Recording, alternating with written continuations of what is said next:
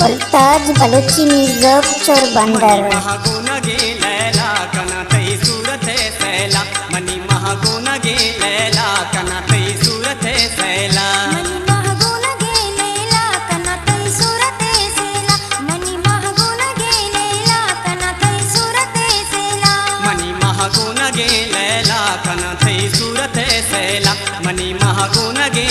कना तई सूरत है सैला मनी महागुण गे लैला कना तई सूरत है सैला मनी महागुण गे लैला कना तई सूरत है सैला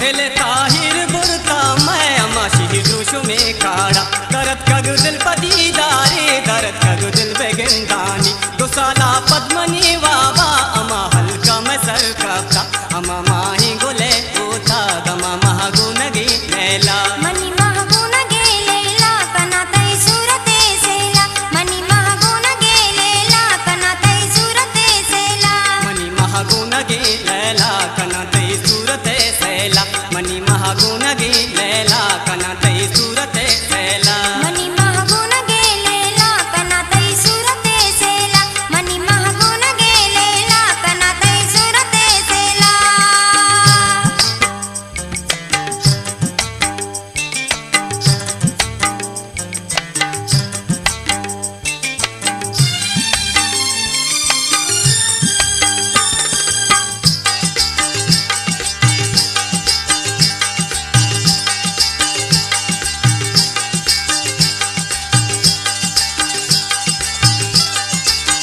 मन दीग्री बगाला गे मनी दासा दुई गे ओ चमानी सरई दासी पदा पागिल लागे दिल संगी द्रही रीत का मन गोश के दो साला पट मनी लोगा ती सर का दुई साल चुनिया वास्ता मनी महागुण गे लैला कना तई सूरत है सैला मनी महागुण गे लैला कना तई सूरत है सैला मनी महागुण गे लैला कना तई सूरत है सैला मनी महागुण गे लैला कना तई सूरत है सैला मनी महागुण गे लैला कना तई सूरत है सैला मनी महागुण गे लैला कना तई सूरत है सैला